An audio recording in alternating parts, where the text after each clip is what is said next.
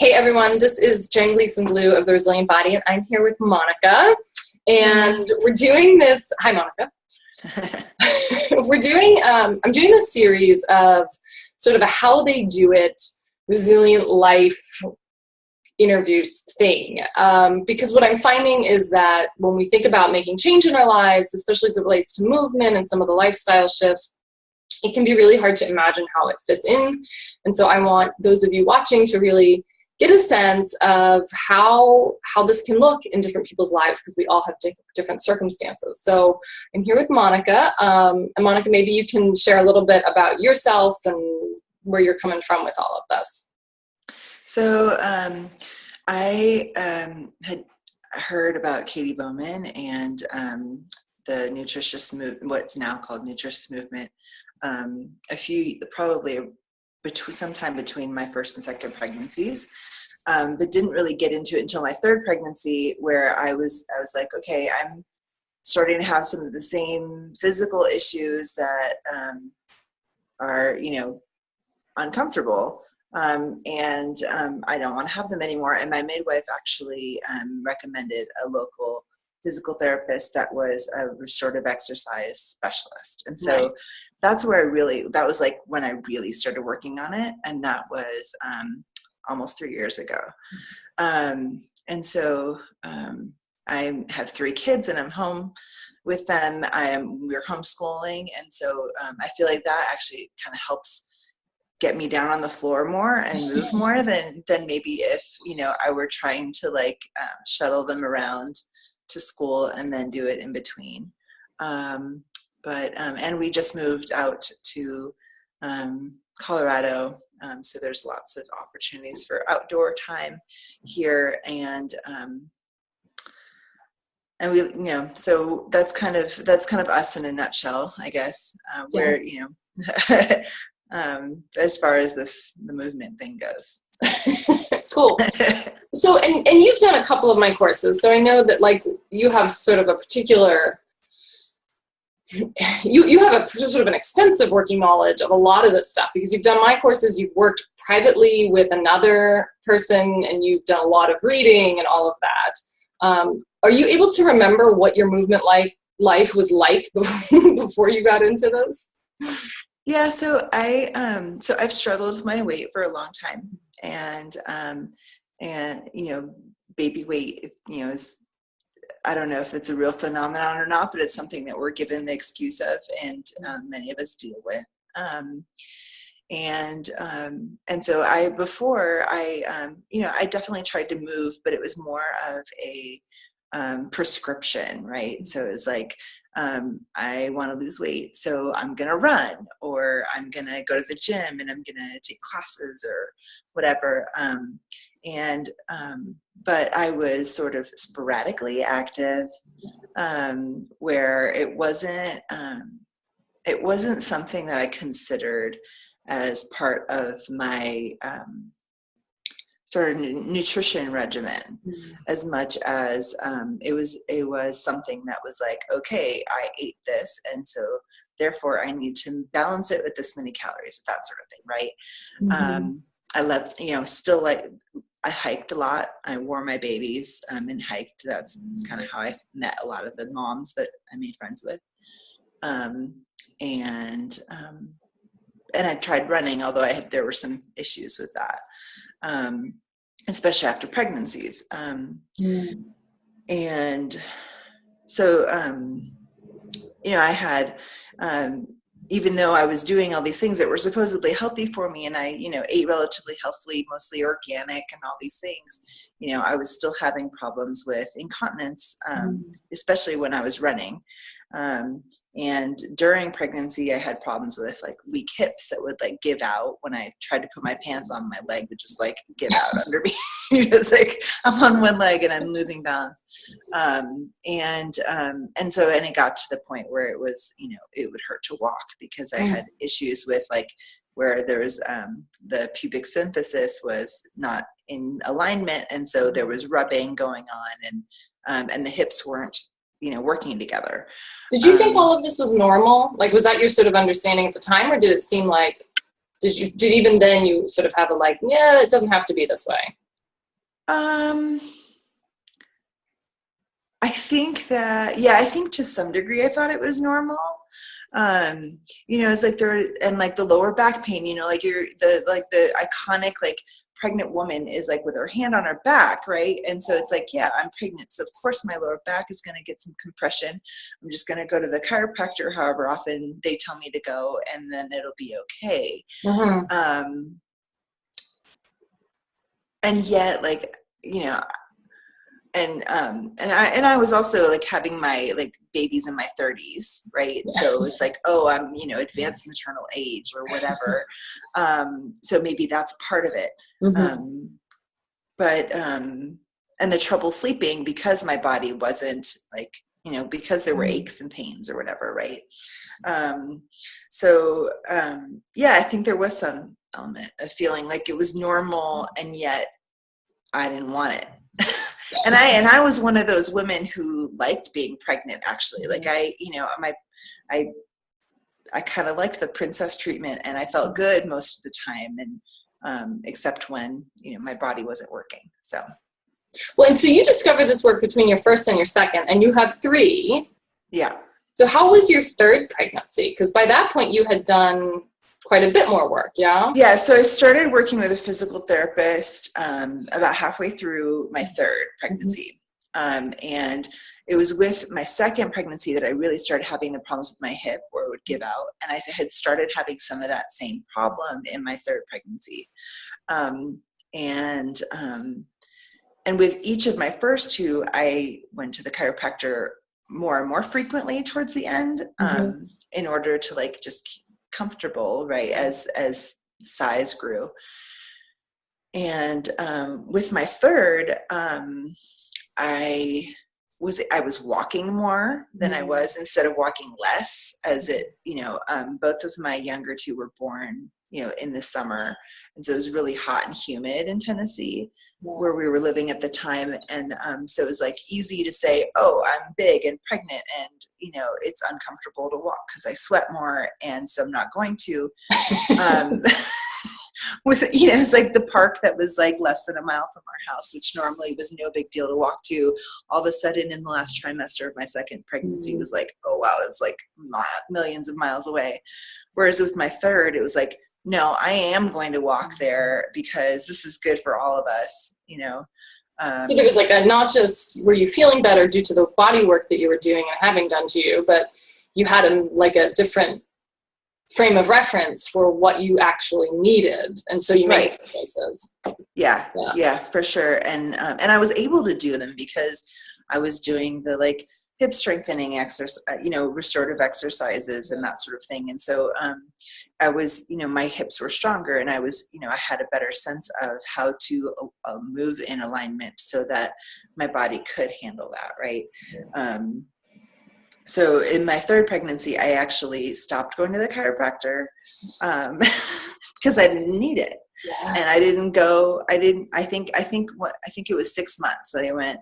So I went like the last time 3 months before my son was born. And then I didn't go back again until 3 months after he was born, before I felt like I needed it again.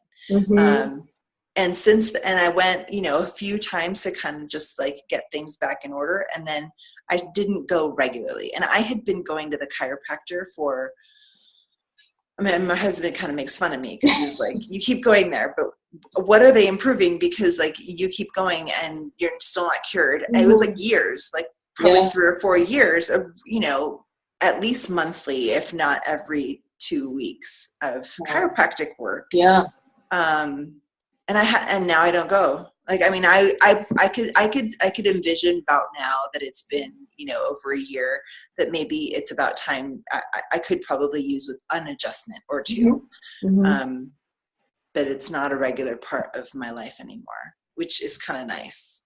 That's amazing. That's a huge shift, like versus having somebody need to like rearrange your parts to you having developed enough stability that it doesn't need to happen.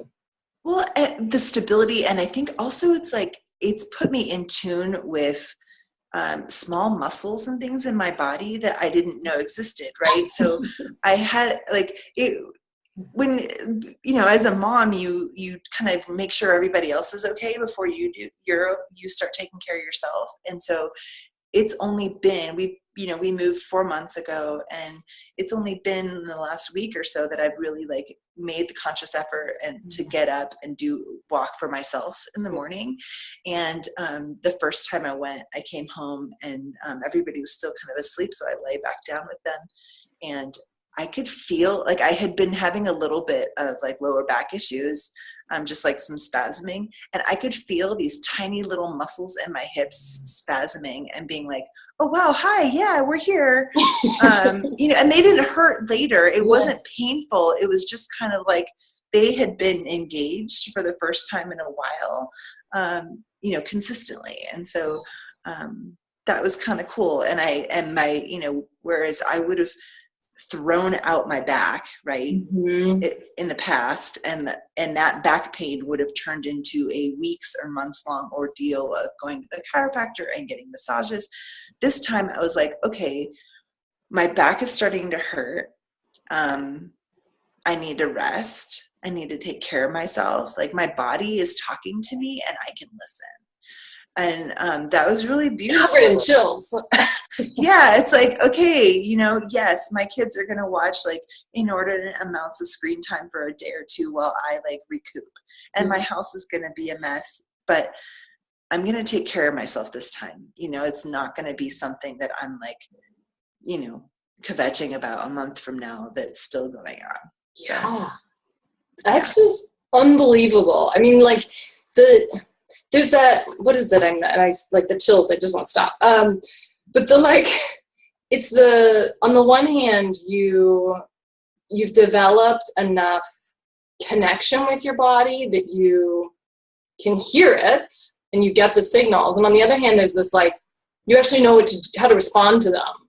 So it's talking and you have an appropriate response that then takes care of you so that you don't lose a month to pain and function. Yeah, you know what, and I really attribute it to, I did a couple psoas releases, and I walked, and then I didn't push myself otherwise, right? Like, my two older kids are 5 and 7, so they're around 50 pounds, and and they wanted me to pick them up, and I'm like, no, I can't.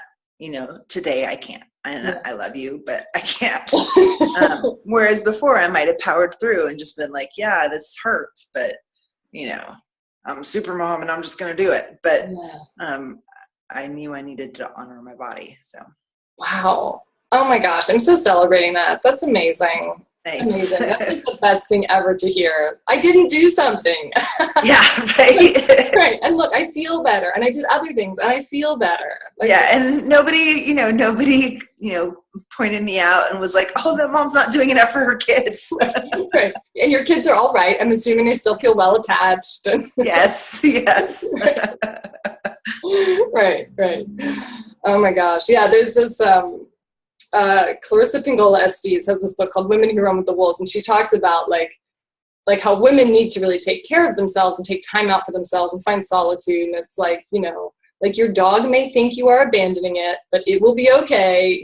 Like your partner might get angry and he or she will be okay. And so I think it's hard in our culture to like take that space and say yes and say no, and in order to take care of ourselves. Yeah, especially as moms, there seems to be some crazy thing we're supposed to do. I don't know, by ourselves. Yeah. So so you said you're homeschooling. Yeah. And you mentioned that you've been getting up early to walk now that you've kind of reoriented a bit into your new home. How else are you fitting in the stuff that makes you feel good and the kind of body work things that you like to do? So, I've not gotten rid of my furniture. My husband won't let me. Would you like to, or are you happy with it? I think that there's a part of me that feels called enough to, like, yes, I'm a rebel, and yet there's a part of me that feels called to conform to certain societal norms. And so, no, I don't want to get rid of my furniture. Like, yes, you know, our couch, for instance, had to lose its feet in order to get in the door, and we decided to just leave them off. So it's a little lower. But so we still have a sofa, and we, you know, still have a dining table, and I do, you know, and once I don't have a 2-year-old that could get into stuff, I do plan on someday, you know, being able to squat to cut my vegetables and that sort of thing.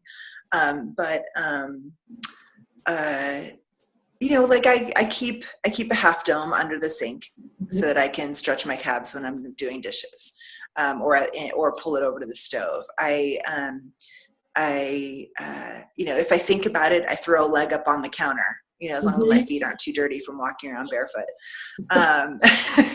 You know, like my kids, it's summer, or, you know, well, here it's, maybe you could argue it's starting to be not summer anymore, but it's been summer, and my kids have basically been barefoot all summer. You know, like the question when we're leaving the house isn't, you know, you know, what shoes are you wearing necessarily? It's, what shoes are you bringing with you so that you have shoes in case we need them. Yeah. Right. So, you know, we do that. And I feel like it's made a big difference. Like, I got stung by a bee this summer, and like, it really didn't hurt that bad because my feet are so well calloused, you know? Yeah. So just little things like that. Like, when I go for my walks, instead of walking on the sidewalk, because we are in a big city, you know, I walk on the grass, which means I get wet feet, you know, and there's lots of great, like, xeriscaping here. So there's like river rock and stuff like that instead of grass in some places. So I might take a detour so I can walk on the river rock, you know. With my kids, like, you know, they're on the ground, so I sit on the ground with them. We homeschool. Like, we're in the room that we use for homeschool, and like, it's like basically just, you know, a carpet on the floor. There's a table off on the side, and one of my daughters prefers to sit at the table, but whenever I can, I encourage them to sit on the floor with me so that I can, you know, we can all practice different postures. We let's see, what are some of the other things? You know, I stretch my feet, you know, just kind of like, you know, if I'm on a soft spot, because we have some hardwood, so I don't feel like I can stretch the tops of my feet on the hardwood. But whenever I'm, you know, and I find now that it's like almost reflexive. I'm like, oh, I haven't stretched my feet in a while. Like, I really want to stretch the tops of my feet, kind of thing. And I'm finding that I'm finding imbalances. So like, I tend to, you know, when you fold your legs to one side, I tend to always fold them to the left. And so I've been trying to consciously fold them to the right, and so that I can stretch the hips to like get that mobility, right? So this is one of the more extreme things that we did do is that so our house is 100 years old, so it has the really like big, heavy door frames. Yeah. And there's like a 6-foot little hallway between the upstairs guest room and our master bedroom. And so the frames are right across from each other. And so we installed monkey bars. Nice. Yeah. So that's been huge. Like, that's probably one of the more extreme things that we've done, because, you know, then we can hang, and we're hanging, you know, every day. My kids like live on the monkey bars. Except my son, who can't quite climb up there yet. Yeah. He would love to, but he's not quite there yet. But we climb trees whenever, you know, we can.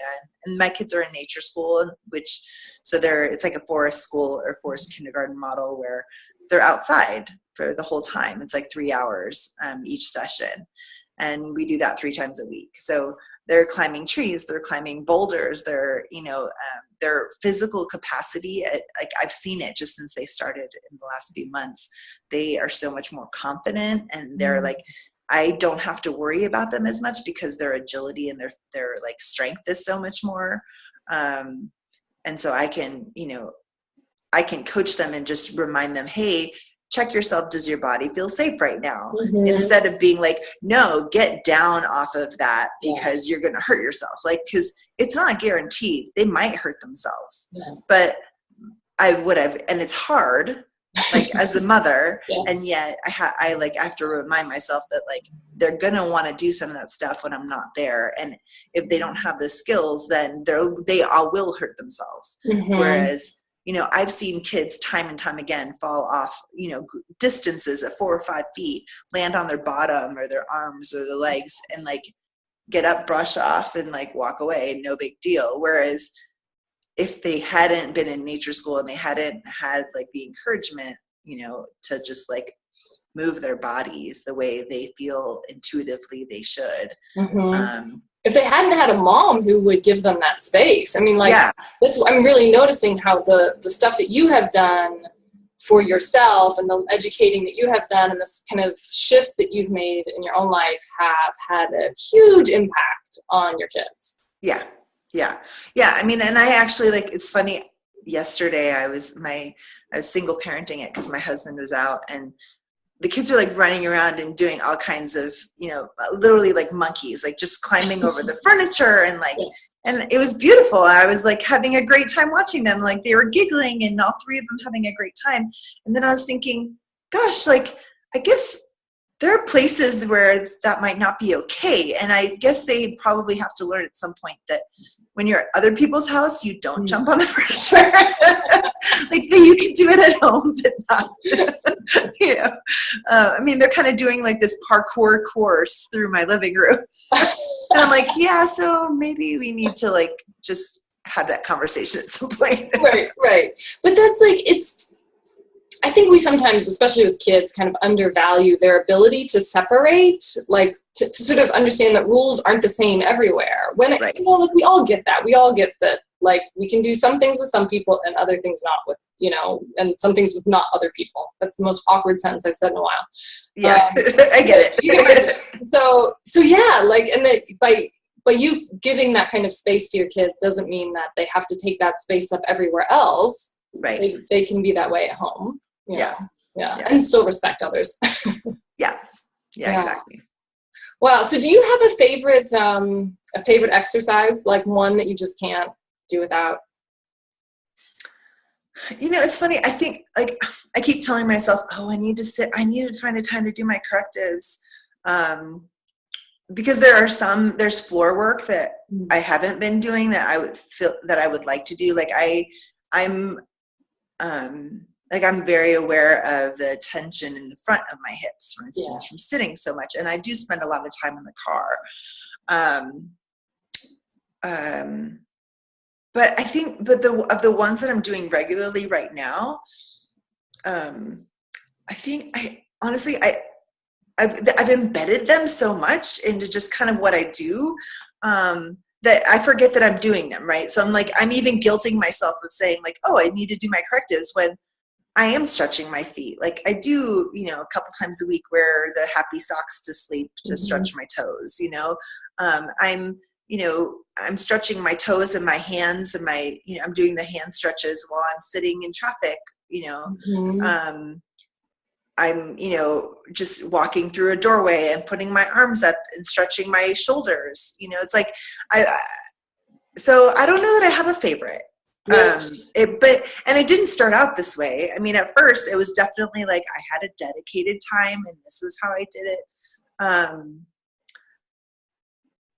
I mean, I think my fallback might be probably a combination of psoas, release, and angel arms, where you're like stretching your arms, because I get a lot of release in my shoulders, and especially my left shoulder. Like I'm finding that is my left is kind of my tight side. Holding? Do you hold in your left primarily? I do, but I also I end up I'm nursing at night, and so I tend to sleep on my left as well. So it's all like curled in, and then the hips curled in. So I think there's a lot of stuff that So it sounds like what you've done is you've sort of so integrated it. Yeah. Doing a lot as it is, and you don't even to the point where you don't even notice it. It's like, oh right, I moved my body, like I did actual corrective exercises, not just like I bent down to clean, but specific things to target specific parts of your body, but it's so normal to you that. Yeah. I mean, I think I really like squatting, I do, but I mean, it's not something I do regularly, but I know it's not something that I do the same way regularly, I should say, because I do it regularly. I probably squat several times throughout the day. Yeah. But they look different, like sometimes it might be a half squat or, because I don't have the stability to go into a full squat for very long. Yeah. Yeah. And I have had some organ prolapse. And so I have to be conscious of that. But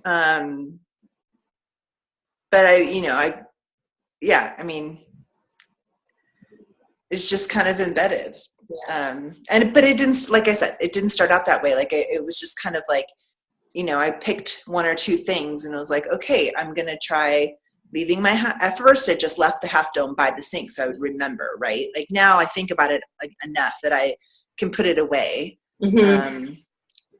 And it, it can be out of sight when I'm not using it. And then, but just little things. Like I just kind of attached sort of exercises to different things I did throughout my life so that I would think about it. It's like, and I think taking your courses and like reading Katie's books and have given me enough like ideas to kind of like, figure out like, okay, I'm walking through a doorway. Here's an opportunity to put my hands up.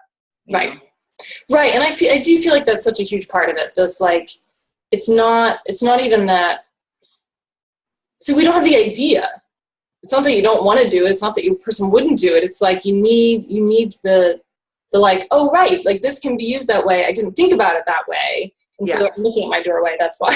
But it's, I think so much of it is just kind of exposure. And once you're exposed, then you can pick and choose what you want to integrate into your life. And then clearly, like in the case of you, it just becomes automatic.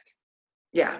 And I mean, arguably, like there are correctives that I'm not integrating into my life that are probably the ones that would like move me forward. Right. Like, so right now I consider myself sort of in a maintenance place where I'm like, I've made so many gains with my body. Right. And yet I don't know that it's getting better. It's just not getting worse right now. Whereas I'm hoping to be able to find a time when I could do, 20 minutes or 15 minutes of correctives in the evening before going to bed. And then I feel like I would start progressing again, right? Into the next sort of like level of like strength and stability. But in the meantime, this is where I am. And that's got to be okay. It's just an amazing way to honor yourself and your cycles and to kind of celebrate, I guess, where your body has come and the shifts that you've made. And to be able to stay there is a big deal. Yeah. And like you said, like as you're ready, as you move into a cycle of newer energy, then, as you settle out on the home front. And it's not without like, blaming and guilt. Like there have been moments where I'm like, dude, this stuff, like just do it. And yet sometimes I'm like, wow, but it's so overwhelming. There's so many exercises. Which one do I do? Like, I can't do any right now. And so, it's like the vicious cycle, but I like when I'm in the good moment, then I remind myself, it's like, okay, I am doing this and, and the rest will come. So, yeah. Wow. And I think one of the biggest shifts too is like, and I've got my notes down here of kind of what I was thinking I wanted to, point out, but is that there's a lot of like ailments and things that I don't expect to have as I get older. Like unlike maybe how, a few years ago before I started this work, as I'm almost 40, and as I'm getting older, I don't expect to necessarily, lose strength and agility. I expect to be stronger and more agile as I get older, because I don't attribute as much credit to the age card as I used to, and as our medical establishment, allows us to. So I'm hopeful Mm-hmm. That, just because I'm 40 or almost 40 and I'm over the hill, that I'm not going to, that doesn't mean that the rest is downhill in a bad way. It might just be that it's just smoother, right? Smoother sailing. Mm-hmm. When you've taken ownership over your body too, like you've educated yourself, you've put in new things into practice. So, and you've got so many more tools than you would have had before. And I feel like that's such a boost. Like when you think about aging and you see how hard aging can be, and then you're like, I have a whole different understanding and a whole new set of tools that I can apply that are going to help me avoid some of these things. Yeah. It's a big deal. Yeah. So before I let you go, and I know you have a family to tend to at some point today. Yeah, it sounds like they're doing okay in the other room. Okay. Monica was so kind enough to forfeit her walking time in the morning to talk with us. So I'm particularly appreciative of that. But do you have any advice for somebody who is, kind of looking at this work, maybe even looking at my course, Launch Your Resilient Life, but just even more so like understanding that the body needs to move more and that there are ways to go about that can promote health, but they feel intimidated or overwhelmed or something. And it's like, what advice do you have for them about getting started? So I think, your course is a good in because it does, it gives, it's like baby steps. That's kind of the distilled, my advice distilled is in anything, I think, is like, pick one thing. And maybe it's not the part of your body that's hurting the worst, but start with your feet, which, and pick one or two things that you can integrate and just do, it doesn't have to be done perfectly. Does not have to be done perfectly. It just has to be done. Yeah. And so, just start with that. Start with rubbing your feet when you're sitting watching TV, little things, they all add up. And so, whatever is going to feel sustainable and it doesn't, and you don't have to even have the goal of, I'm going to still be doing this 3 years from now. Like, I think that makes things insurmountable. Mm-hmm. And so life is a journey wherever we are. Like, we're always in limbo, even when we think we know what tomorrow brings. Like, we're always in limbo. And I feel like that's kind of been my lesson for this year. But the baby steps, it's like, if you just pick one or two things and start those today, and if you miss them tomorrow, pick them up again the next day, and just keep picking them up and keep choosing to do them until it feels normal and natural and comfortable, and then pick one more thing up, mm-hmm. Or don't, but right. But I think that's kind of, that's how I ended up with monkey bars in my house. Like I don't think that, I would not have been able to convince my husband 2 years ago to put monkey bars in our house. Right. So, for anyone other than the children, because like really it's for me. Like he thinks it's for the kids, but it's really for me. Because you really need it. Yeah. So anyway, yeah. And there's a quality of compassion that I'm hearing in this advice that just feels very compassionate to remember that baby steps are how to start, and that, like, just this like sense of like not needing to be perfect, not needing to even be consistent, but just to start. Yeah. Cool. Yeah. And I mean, I just doing, I think I started with, when I was pregnant, with the monster walk and with the pelvic lists, and then seated fore stretch. Like, those were the three kind of main ones. And within like a week or two of doing those regularly every day, I was already noticing a huge difference in my hip pain. I, wasn't having as much problems with incontinence. I mean, and now I don't have problems with incontinence at all. So, which we're told as, oh, you're a woman, you're gonna sneeze pee the rest of your life. Just do Kegels. Right. Yeah. And on your way. And I was, so, so it's amazing how quickly the body responds to the right nudges. That is amazing. Amazing. And that's going to inspire so many people. Like, I mean, all of it is. Like, I'm just so touched hearing all of your story and everything you've shared. Well, I'm happy to be able to share with you. Yeah. Oh. And everybody else. Who now knows that Monica is no longer incontinent. Yeah. But like, seriously, like I don't mean to make light of it. It's a huge problem to have that problem. And for people to know that doesn't need to be the way their life is forever. Yeah, like that's incredibly inspiring and hopeful. So I appreciate your openness with that. No problem. Cool. Well, do you have anything else to add before we wrap up?